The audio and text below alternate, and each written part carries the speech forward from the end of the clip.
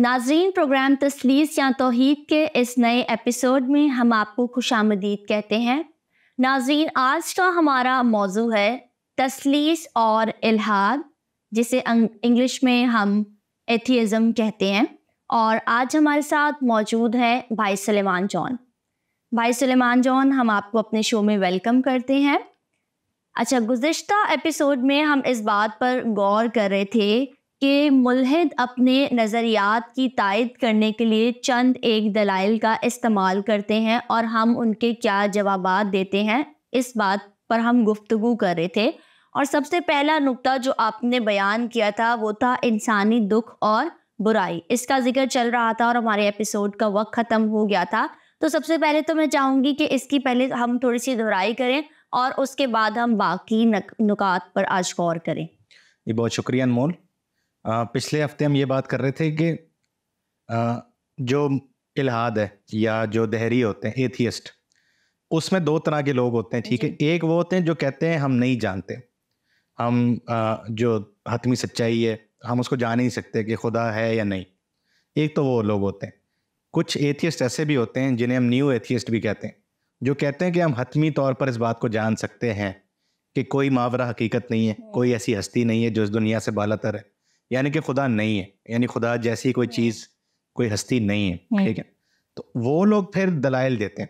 یہ جو پہلی کیٹیگری ہے وہ تو کہتے ہیں کہ دیکھیں ہم تو مانتے ہیں، مطلب ہم اوپن ہے لیکن ہمارے پاس کوئی اس کا ثبوت نہیں ہے یا ہم جان نہیں سکتے۔ لیکن یہ جو دوسری کیٹیگری ہے یہ تو کہتے ہیں کہ ہم یہ جان سکتے ہیں کہ خدا نہیں ہے، تو پھر یہ اس کے کچھ دلائل دیتے ہیں۔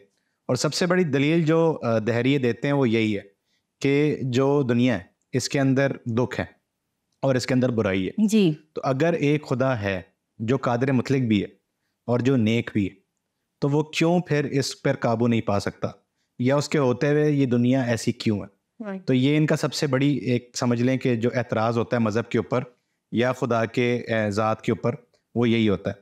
اور اس میں پھر وہ یہی کہتے ہیں کہ یا تو آپ پھر خدا کو قادر مطلق کہنا چھوڑیں، یا آپ اس کو نیک کہنا چھوڑیں کہ وہ اچھا ہے، ٹھیک ہے، یا پھر آپ اس کی ذات کا مکمل طور پر انکار کریں۔ لیکن یہ ساری چیزیں ساتھ ساتھ نہیں چل سکتی۔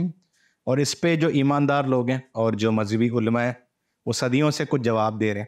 کچھ لوگ یہ کہتے ہیں کہ انسان کی آزاد مرضی ہے اور یہ دکھ جو ہے یہ اس کے وسیلے سے آتا ہے، یعنی کہ اگر ایک شخص ہے جو اپنی مرضی سے بہت تیزی سے گاڑی چلا رہا ہے اور وہ کسی شخص کو کچل دیتا ہے، تو اس میں اب خدا کی غلطی نہیں ہے، یہ اس انسان کی اپنی آزاد مرضی کی نتیجہ ہے، ٹھیک ہے۔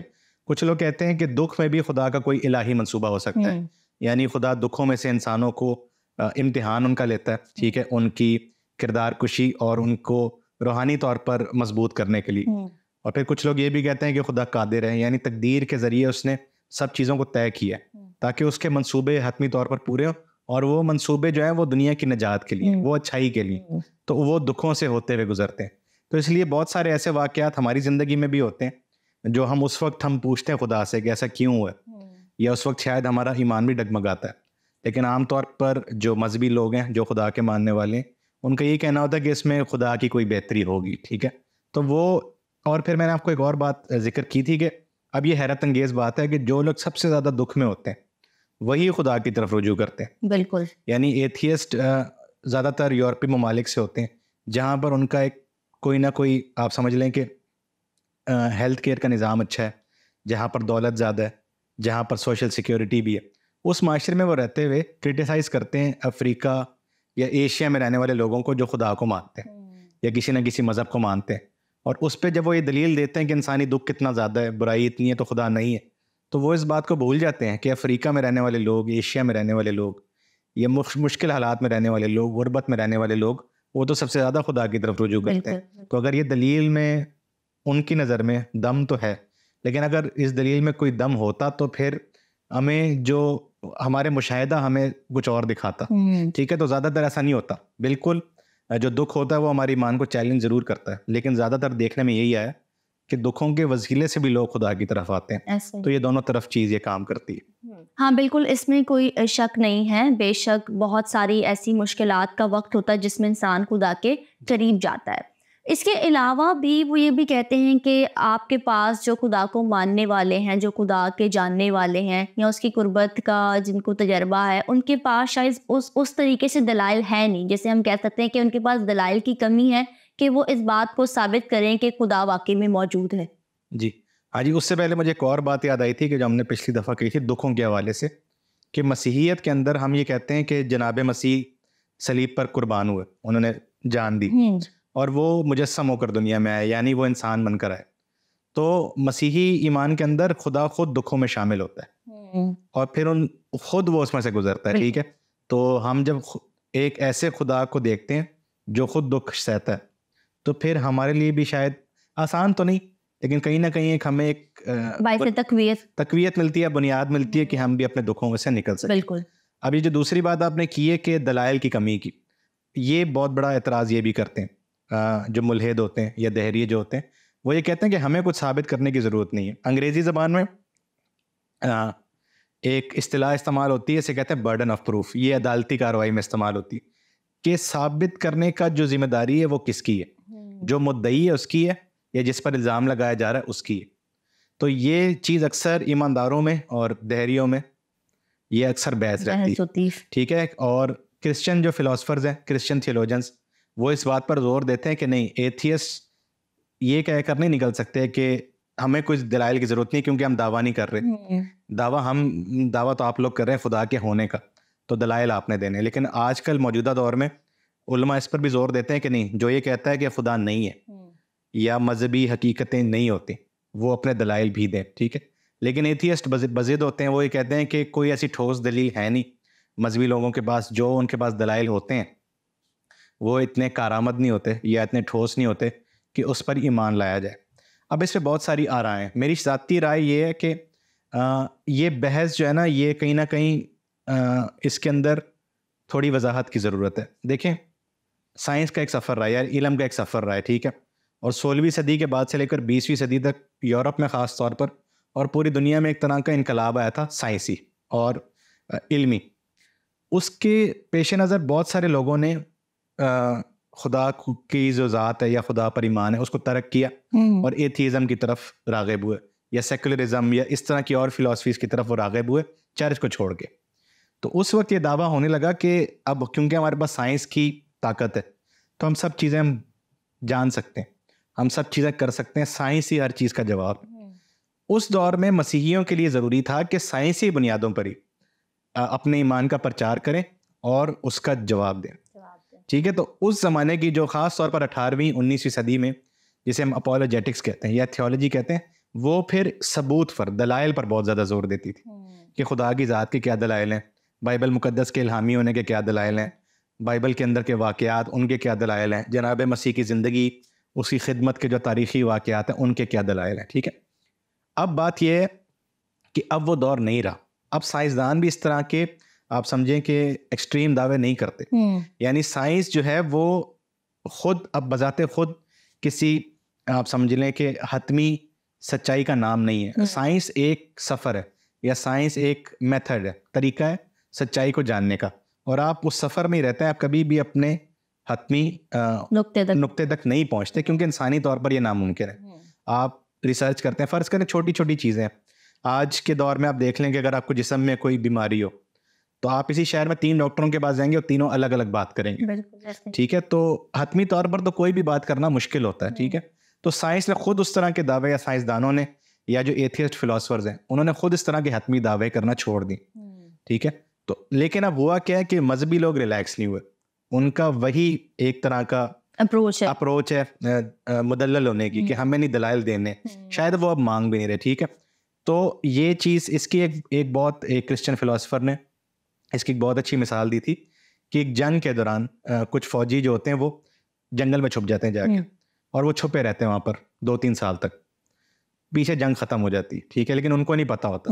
تو وہ جب باہر آتے ہیں اور باہر امن ہوتا ہے, باہر لوگ گھوم پھر رہے ہوتے ہیں, ٹھیک ہے, پارک ہوتا ہے, وہ ان پہ فائرنگ کرنا شروع کر دیتے ہیں جیسے کہ جنگ چل رہی ہے ابھی. ٹھیک ہے, تو کبھی کبھی ایسا بھی ہوتا ہے کہ مذہبی لوگ ڈیفینسو پہ جاتے ہیں لیکن وہ حالات بدل جاتے ہیں. اب کوئی ہم سے سوال کر بھی نہیں رہا ہوتا لیکن پھر بھی ہم کوشش کرتے ہیں کہ ہم جواب دیں. ٹھیک ہے, تو آج کے ایماندار کو کانفیڈنٹ ہونا چاہیے اپنے ایمان کے اندر. بائبل مقدس دلائل پہ زور نہیں دیتی. بائبل مقدس کہتی ایمان خود جو ہے وہ اندیکھی چیزوں کا ثبوت ہے. عبرانیوں کا جو خط ہے 12واں باب اس کی پہلی آیت, 11واں باب کی پہلی آیت, کہ ایمان اپنے اندر جو ہے وہی ثبوت ہے اندیکھی چیزوں کا, یعنی خدا ہے, اس کی جو بادشاہت ہے, یہ ساری چیزوں کا ثبوت آپ خدا پر ایمان سے ہی چل رہے ہیں. ٹھیک ہے, اسے رسک بھی کہتے ہیں ایک طرح سے, کہ آپ کو پتہ نہیں ہے آپ ایمان پہ چل رہے ہیں. اسے امید بھی کہتے ہیں. ٹھیک ہے, اسے توکل بھی کہتے ہیں. آج کے دور میں ان چیزوں کی بڑی اہمیت ہے, کیونکہ دنیا ویسے ہی بے راروی کا شکار ہے. کسی کو کچھ نہیں پتا بھی کیا ہونے والا ہے, معاشی طور پر نہیں پتا ہمیں جو موسم کے حالات جو چل رہے ہیں, گلوبل وارمنگ جسے ہم کہتے ہیں, یا کلائمیٹ چینج, ہمیں نہیں پتا اس کا کیا ہوگا. پھر جو قومیں جنگیں کر رہی ہیں آپس میں, تو اس سچویشن میں ہی تو ایمان کام آتا ہے آپ کے, کہ نہیں بہتر ہو جائے گا سب کچھ. ٹھیک ہے, یا کوئی ہے جو ہم میں کیئر کرتا ہے. ٹھیک ہے, یہ اپنے اندر یہ دلیل ہے خدا پر ایمان رکھنے کی, یا کسی بھی چیز پر ایمان رکھنے کی, یا کسی بھی قسم کا بلیف, ریلیجس بلیف رکھنے کی. ٹھیک ہے, تو دلائل کی کمی جو وہ کہہ رہے ہیں ایتھیسٹ, تو مسیحیوں کو چاہیے یا جو لوگ خدا کو مانتے ہیں ان کو چاہیے کہ وہ پھر ڈیفینسو نہ ہو, بلکہ اپنے ایمان کو پیش کریں کہ آپ کس کس وجہ سے مانتے ہیں. ٹھیک ہے, اور اس کے اندر آپ کو سائنس, تاریخ, اس کی سہارا لینے کی ضرورت نہیں ہے. آپ سیدھا سیدھا بتائیں آپ خدا کو کیوں مانتے ہیں. اس میں یہ بات آتی ہے کہ آپ کو ایمان کہاں سے ملا ہے. ہمیں ہمارا ایمان ملا چرچ کی طرف سے, ہمیں ہمارا ایمان ملا اپنے ماں باپ کی طرف سے, ہمیں ہمارا ایمان ملا کلام مقدس کی طرف سے. ٹھیک ہے, اور ہمارے ذاتی تجربات بھی ہوتے ہیں. ہر انسان کو کوئی نہ کوئی ایسا تجربہ ضرور ہوتا ہے جس سے وہ, ایمانداروں کو خاص طور پر, جس سے وہ اس بات پہ آپ سمجھ لیں اس کو محسوس کر سکتے ہیں کہ خدا ان کے ساتھ ہے. ٹھیک ہے, تو یہ وہ دلائل ہیں جو آج ہمیں دینے چاہیے. ہم کیونکہ وہ سائنسی نوعیت کے دلائل دے رہے ہوتے ہیں, تو وہ لاجیکل جو کہ بنتے نہیں ہیں. ٹھیک ہے, کسی زمانے میں ان کی کوئی ریلیونس ہوگی آج سے 100 یا 200 سال پہلے, لیکن آج کے زمانے میں ان کی کوئی ریلیونس ہے نہیں. تو اس لیے یہ دونوں طرف یہ بحث ہی جو ہے نا, اس کو چینج کرنے کی ضرورت ہے. جب اس پہ بحث ہے دلائل کے اوپر, دلائل سے زیادہ آپ ان کو ایکسپلین کریں کہ آپ کیوں مانتے ہیں خدا کو, یا آپ جناب مسیح پر کیوں ایمان لاتے ہیں. یہی بات کافی ہوتی ہے, اور بہت سارے لوگوں کے لیے یہ بات کنونسنگ بھی ہوتی ہے. اور بہت ساری بائبل مقدس کی ایسی تعلیمات ہیں, ایسے نکات ہیں جن کو ہم لاجیکلی جو ہے سائنس سے ثابت نہیں بھی کر سکتے. میرے حساب سے تو کوئی بھی نہیں ہے. ٹھیک ہے, کیونکہ سائنس کا یہ کام ہی نہیں ہے. تو جو ایمان کی باتیں نا, ان کو ایمان کی اسے ہم پرکھتے ہیں. اور دیکھیں اس میں ایک اور چیز بھی, اب جو ہم نے دکھوں کی بات کی, اب دیکھیں بہت سارے لوگ ہیں جو دکھوں میں ہیں. ٹھیک ہے, خواتین, بچے, بوڑھے, بزرگ, کوئی معاشی تنگی میں ہے. ٹھیک ہے, کوئی بیماری سے لڑ رہا ہے, اس طرح کی باتیں. تو ظاہر ہے ان کو ہم یہ نہیں بتائیں گے کہ سائنس بائبل کو ثابت کر رہی ہے یا تاریخ بائبل کو ثابت کر رہی ہے. ان کے لیے یہ چیزیں کوئی معنی نہیں رکھتی. ان کا جو ایمان ہے وہ اس بات پہ قائم ہے کہ ان مشکل حالات میں بھی خدا ہمارے ساتھ ہے اور وہ ہمیں اس میں سے نکالے گا. یہی ایمان کافی ہوتا ہے. ٹھیک ہے, اچھوں کو کنونس کرنے کے لیے بھی, اور کنونس نہ بھی کرنا ہو اس پہ قائم رہنے کے لیے. تو یہ فیتھ پہ کانفیڈنس کی بات ہے. جو مسیحی آج بھی وہ پرانے دلائل لے کے بیٹھے ہوئے سائنس والے, وہ کہیں نہ کہیں مجھے لگتا ہے کہ فیتھ کو کانفیڈنٹلی نہیں دکھا سکتے وہ خود. اچھا, پھر اس میں ایک اور مسئلہ بھی آتا ہے. جب آپ کہہ رہے ہیں کہ بائبل کو یا خدا کی ذات کو سائنس نے ثابت کیا, تو سائنس اس میں اوپر آ جاتی ہے کہ سائنس وہ بات ہے جو طے کرے گی کہ خدا کیا ہے, کہ کوئی بھی سچائی کیا ہے. ہم تو یہ کہہ رہے ہیں کہ خدا طے کرے گا. بالکل, ہمارے لیے ایمانداروں کے لیے تو خدا طے کرے گا نا کہ کون سی بات صحیح ہے یا غلط. یہ تو آپ خود اپنے ہاتھ سے دوسروں کو طاقت دے رہے ہیں کہ وہ آپ کو بتائیں کہ صحیح غلط کیا ہے. تو اس میں بہت سارے مسائل ہیں, تو اس میں الجھنے سے بہتر ہے کہ اس بحث کو بدلا جائے. اچھا, اس کے علاوہ جو ہے ملحد اس بات کو بھی جو ہے وہ نقطے کو بھی اٹھاتے ہیں کہ بہت سارے مذاہب ایسے ہیں جس میں سر فہرست مسیحیت پر بہت سارے سوال اٹھائے جاتے ہیں کہ اس مذہب میں یا دوسرے مذاہب میں بہت سی منطقی غلطیاں پائی جاتی ہیں, لاجیکل مسٹیکس ہیں. اس کے بارے میں آپ کیا کہیں گے؟ ہاں جی, اب یہ بات تھوڑی سی نا نیرو ہو جاتی ہے. عمومی بات یہ ہوتی ہے کہ خدا ہے یا نہیں. ٹھیک ہے, اس کے بعد پھر مذاہب کی بات آ جاتی ہے. اور اس میں بھی دو قسم کی چیزیں ہوتی ہیں. ایک یہ کہ جتنے بھی مذاہب ہیں دنیا کے, وہ بظاہر ایک دوسرے سے مختلف ہیں. بالکل. تو ایتھیسٹ سب سے پہلا سوال یہ کرتا ہے کہ اگر سچائی ہے تو وہ کون سی ہے؟ کیا مسیحیت سچائی ہے, یا اسلام سچائی ہے, یا یہودیت؟ جب یہ بحث چھڑتی ہے تو ظاہر مذاہب آپس میں ٹکرا جاتے ہیں. تو پھر ان کی جو بات ہے اس کو تقویت ملتی ہے کہ اگر واقعی میں سچائی ہے یا واقعی میں کوئی خدا ہے, تو پھر اس کے ماننے والوں میں اتنا فرق کیوں ہے, تفرقہ کیوں؟ اور ہر شخص یہ کہتا ہے کہ ہمارے پاس سچائی ہے, چاہے وہ جتنی بھی چھوٹی جماعت کیوں نہ ہو. ٹھیک ہے. ویسے ریلیجنس بہت بڑے بڑے ہیں دنیا میں, لیکن اگر دنیا کی آبادی کے ساتھ دیکھا جائے تو بہت کم, ایک دم سے کم ہو جاتے ہیں. ٹھیک ہے. اور پھر ان مذاہب کے اندر بھی فرقے ہیں جو یہ دعویٰ کرتے ہیں کہ ہم ٹھیک ہیں اور باقی غلط ہیں. اور اس پہ ہم نے دوسرے شوز بھی کیے ہیں مذاہب عالم کے اوپر, جس پہ ہم نے ان باتوں کو نوٹ کیا. ایک تو یہ, دوسرا یہ کہ پھر اس میں سے ہر مذہب کے اندر کچھ ایسی باتیں ہوتی ہیں جس کو ایتھیسٹ نشانہ بناتے ہیں اعتراض کا, جسے وہ منطقی طور پر غلط ثابت کرتے ہیں. مثال کے طور پر کرسچینٹی کے اندر, اب یہ کرسچینٹی نہیں, ہر مذہب کا جو دعویٰ ہے, جو ہم نے پہلے بھی ڈسکس کیا کہ خدا قادر مطلق ہے, لیکن وہ آپ کو انسانی تجربے میں نظر نہیں آتا. یعنی وہی بات جو ہم پہلے کر رہے تھے کہ جو انسانی دکھ ہے یا جو دنیا میں برائی اتنی زیادہ ہوتی, تو اس پہ وہ سوال اٹھاتے ہیں کہ ایک ایسا قادر مطلق خدا ہے جو کہ روکتا نہیں ہے برائی کو. ٹھیک ہے. اس کے علاوہ پھر جو پرانے تصورات ہیں, اب کیونکہ مذاہب جتنے بھی ہیں بڑے دنیا کے, مسیحیت ہو, دین اسلام ہو, دین یہودیت ہو, ہندوازم, یہ بہت قدیم مذاہب ہیں, ہزاروں سال سے دنیا کے اندر ہیں.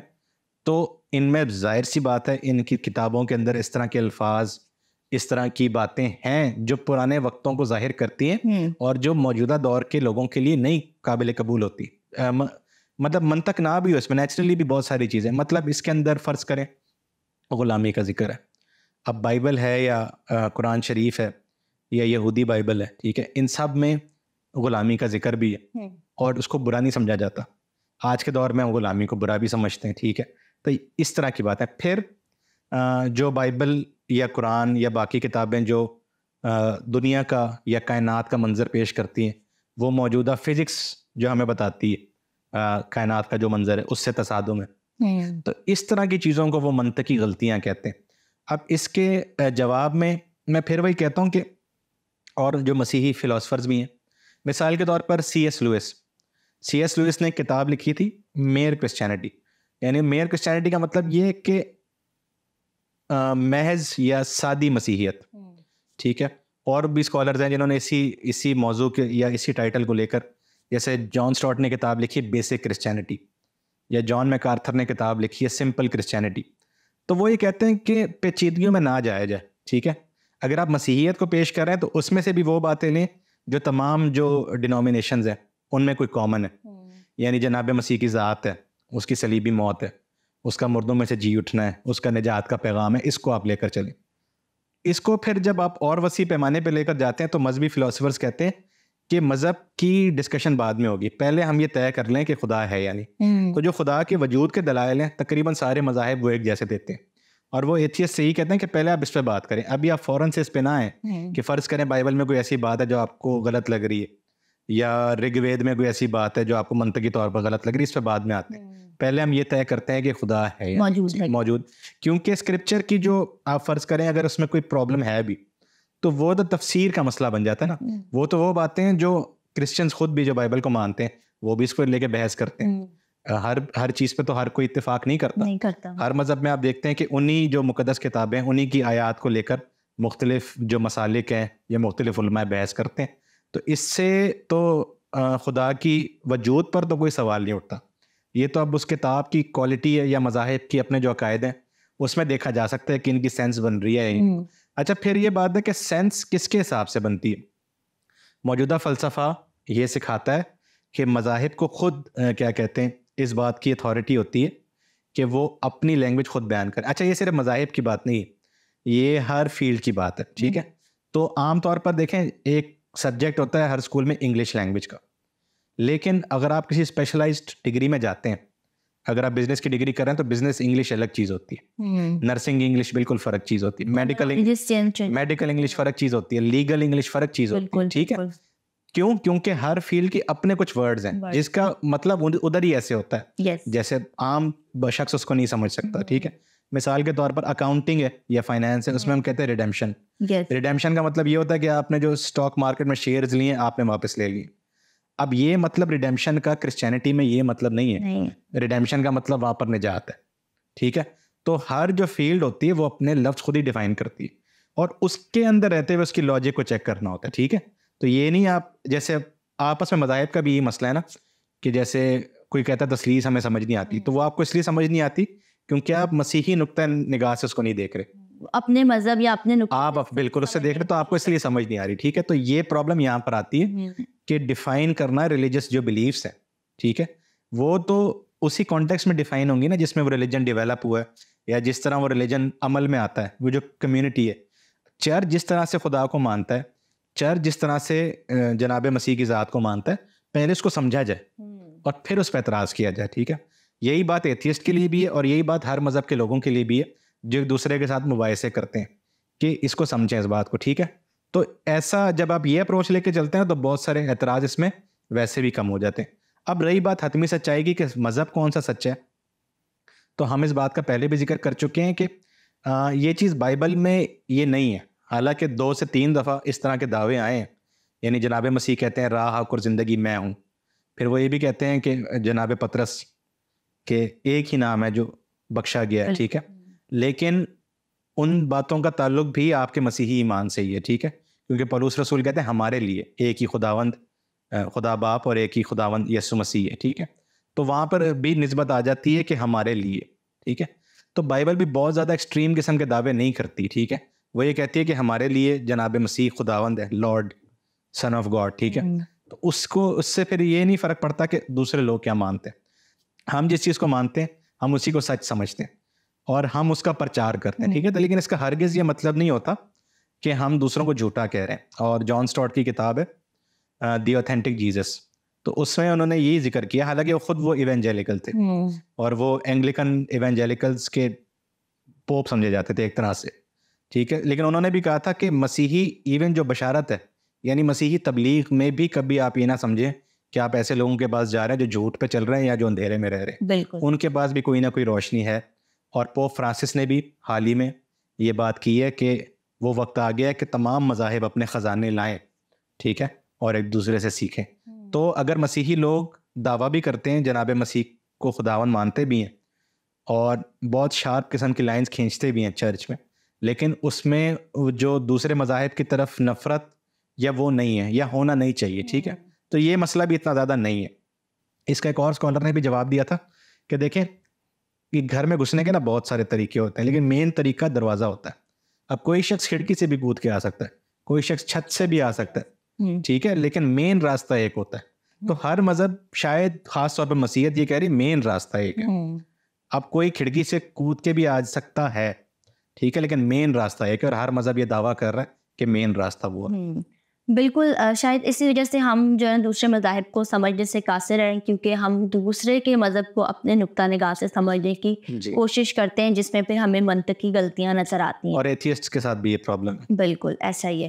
اچھا, اس کے علاوہ جو ان کا سب سے بڑا سوال ہے, یا وہ جو ایک سمجھے کہ ایک دلیل پیش کرتے ہیں, وہ یہ ہے کہ جو مذاہب کی خونی تاریخ ہے, جیسے ہم دیکھتے ہیں کہ بائبل مقدس میں بھی ہمیں جنگوں کا ذکر ملتا ہے, پھر ہم اسلام کے مذہب میں دیکھیں اس میں بھی ہمیں جہاد کا, پھر اگر ہم کرسچینٹی کی تاریخ دیکھیں تو اس میں صلیبی جنگوں کا ہمیں ذکر ملتا ہے.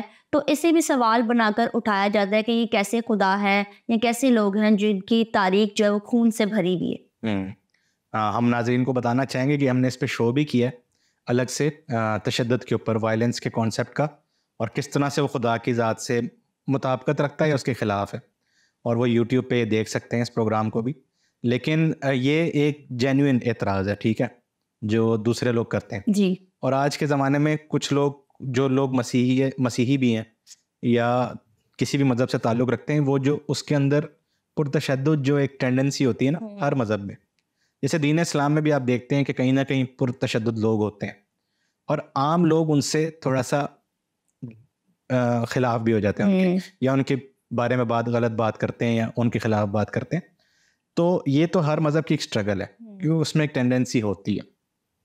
اب یہ عام طور پر تو ہم اس کا ایک سیدھا جواب یہ دے سکتے ہیں کہ دیکھیں یہ وہ لوگ ہیں جو کلام کی تعلیمات کے خلاف جا رہے ہیں, ٹھیک ہے, لیکن جیسے آپ نے ذکر کیا کہ کلام کے اندر بھی آپ کو اس طرح کی باتیں ملتی ہیں جس سے شاید پرتشدد جو ہے وہ ایک میسج جا رہا ہوتا ہے, اور یہ تمام مذاہب کی تاریخ رہی ہے, ٹھیک ہے. اچھا, اس میں ایک اور چیز یہ بھی ہے کہ ایسا نہیں ہے کہ مذاہب کی تاریخ ایسی رہی ہے.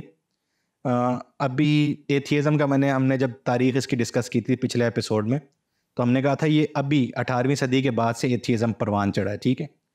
تو ایسے ممالک جہاں پر اسٹیٹ کا کوئی مذہب نہیں ہوتا, یعنی خاص طور پر جو مارکسسٹ ممالک تھے یا جہاں پہ فاشزم تھی ورلڈ وار 2 کے زمانے میں اور 20ویں صدی میں, وہاں بھی بہت زیادہ وائلنس ہوا ہے اسٹیٹ کی طرف سے لوگوں کے خلاف, عوام کے خلاف, ٹھیک ہے.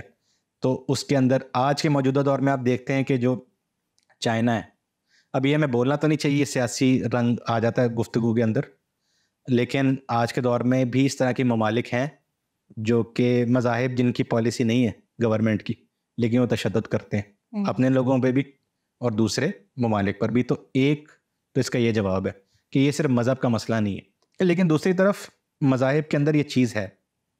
ایک کتاب ہے ڈاسٹویوسکی ان مینہٹن. فیوڈور ڈاسٹویوسکی جو تھا وہ ایک رائٹر تھا, کرسچن رائٹر, اور اس کی رائٹنگز کو لے کر کرسچن جو ایگزسٹینشلزم ہے اور ایک دلیل خدا کی ذات کے لیے مسیحی علماء یہ دیتے ہیں کہ خدا کے بغیر کچھ بھی نہیں ہے, خدا کے بغیر زندگی کا کوئی مقصد نہیں ہے, خدا کے بغیر کوئی اخلاقیات نہیں ہے, اور خدا کے بغیر کوئی چیز ایسی نہیں ہے جو انسان کو انسان پر ظلم کرنے سے یا برائی کرنے سے روکے. لیکن اس کتاب کے اندر ڈاسٹویوسکی ان مینہٹن کے اندر اس رائٹر نے یہ کہا, مینہٹن یعنی نیو یارک کا جو اسٹیٹ ہے اس کے اندر جہاں پر ٹوئن ٹاورز پر حملہ ہوا تھا دہشت گردی کا, تو وہ یہ کہہ رہا ہے کہ آج کا مسئلہ یہ نہیں ہے کہ اگر مذہب نہیں ہے یا خدا نہیں ہے تو لوگ بگڑ جاتے ہیں. آج کا مسئلہ تو یہ ہے کہ مذہب کے ہوتے ہوئے, خدا کے ہوتے ہوئے, بلکہ اس کے نام پر جو ظلم اور تشدد ہو رہا ہے یہ زیادہ بڑا مسئلہ ہے, ٹھیک ہے.